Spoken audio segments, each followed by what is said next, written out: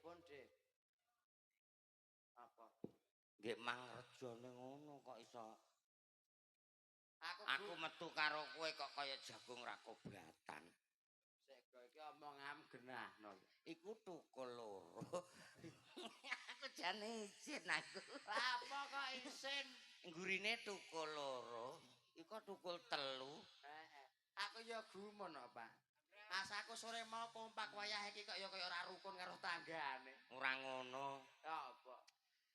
Apa iku jenenge sing ndek bojo nggawa anak ngono ku anake alok. Ayo mulai, Mak. Ngenteni dagelan suwe. Aku ngantuk, Mak. Ngono mulih. Asine ya ora perkara ngantuk. Piye? Iki mau anake ya alak aku krungu aku moko kono ngopeni pojok kono kok. Anake lek alak mau ngene. Piye? Ora sang ngenteni dagelan lah, Bu. Lah sebabe apa wong dagelane ganteng. Ganteng ora sing jenenge mondo lah. Jenenge ceblong rupane kaya iwak lumbu ning ngono. Lah nek ceblong ganteng, Heeh. nyerondoli wong wedok-wedok aku. Aku kan ceblong. Heeh. Nah iya, Lah nek kowe ganteng, wong ning kali tak serondoli. ala wong kowe ku model kowe ra ganteng wedokan yo mbok tepek kabeh. Ngawur ae. Lho, kok ngawur ae piye? Aku mbok anggap jangkrik apa piye?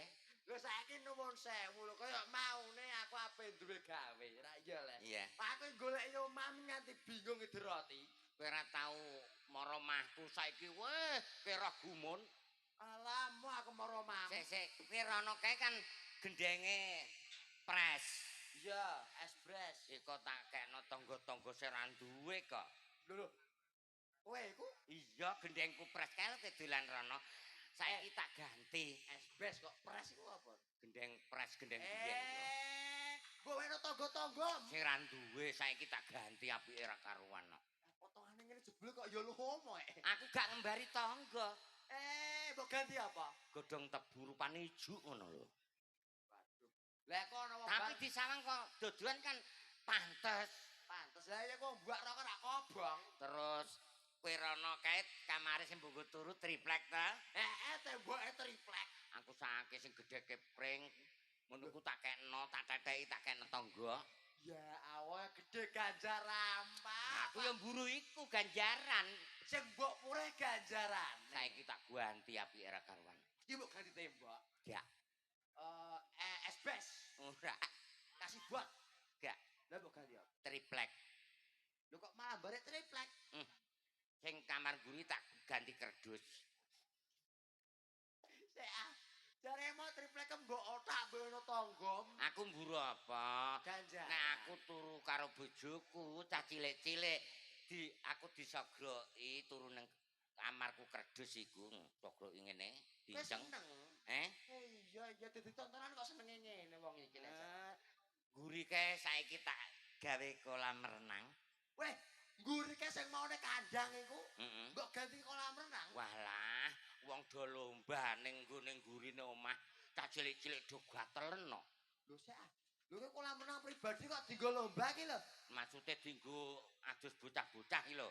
Nganti gatelan. Gatelan lah bar dienggo adus bebek iki. Iku kandang bebek. Ora ngajar kowe kok ngono tenan-tenan ning aku nuwun sewu. Aku nek mbok kon dolan ning omah aku emoh. Perkara Omah men nantang wong. Nantange piye? Lah aku lewat omah ditantang mau nek oleh nantang piye? Aku dak lewat omah ciblong cak ora ya ngono. Iya. Omah malah ngene kok.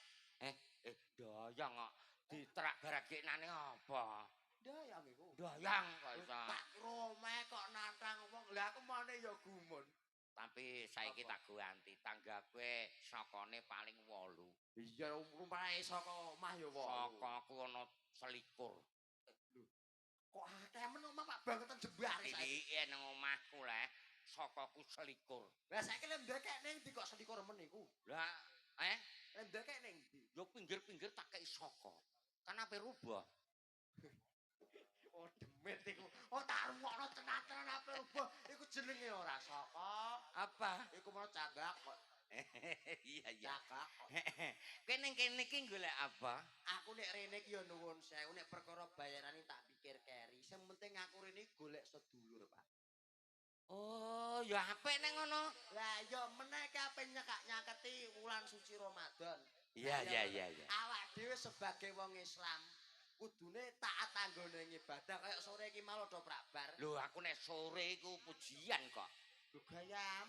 Kiroah pujian dianggep apa? Tanggaku edo gumun. Oh bener pakane kaji. Lho bapakmu kaji. Kaji lek lan. Lho.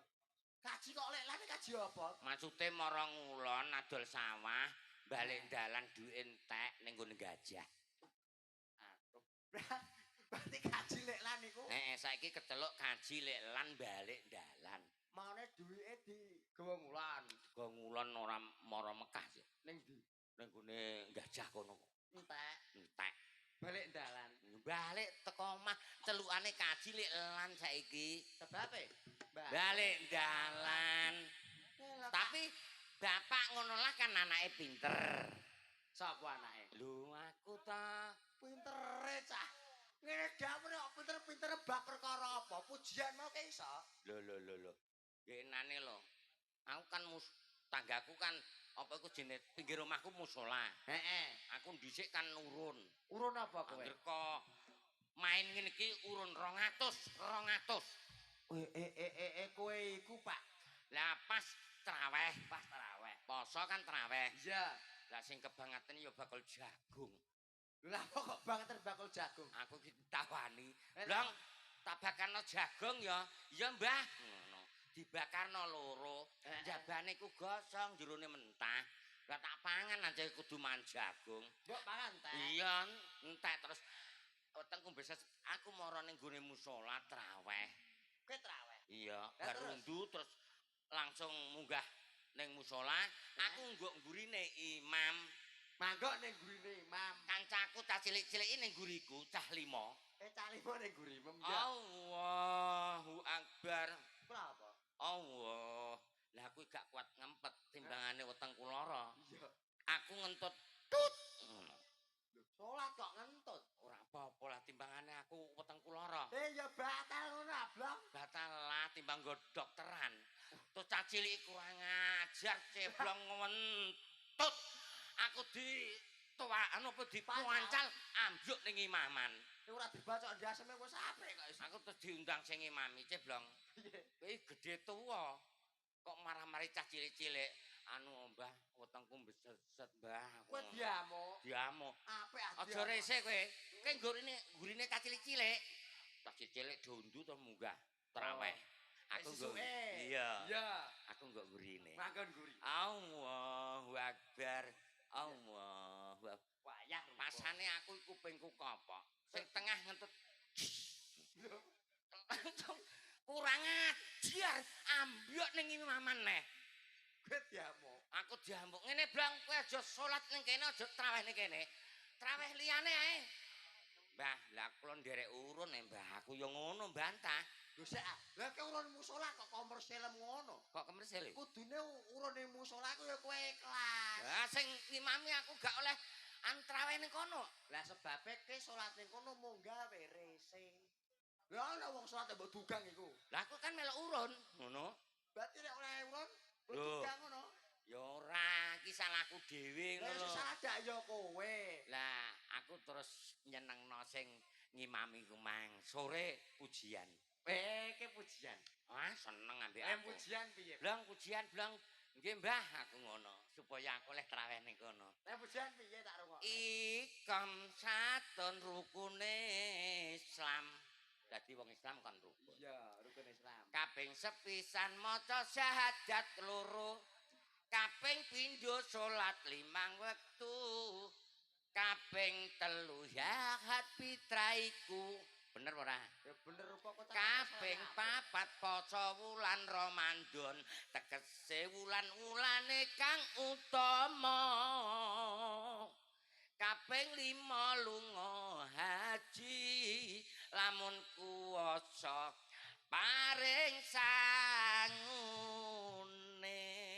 Walang kekek. Walange kadung. Anak mendel. Kurang ajar kowe. Lho sik aku Aja mbok campur aduk. Lah gini, Nek ning musala kena, nek ning gone kene aja mbok campur aduk. cangmu ku pesok iki. Ono Kalau jual tau tenanan cangmu natap mik are. Buka iwak kire iso kira barang kowe. Ngomong najis. Alah alamune najis cangkeme merah.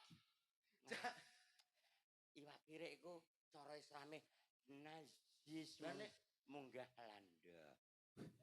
najis munggah lado kok munggah lando. Ora munggah landa. Lah mbok numpak bis ta apa kok iso? Najis cara Islame.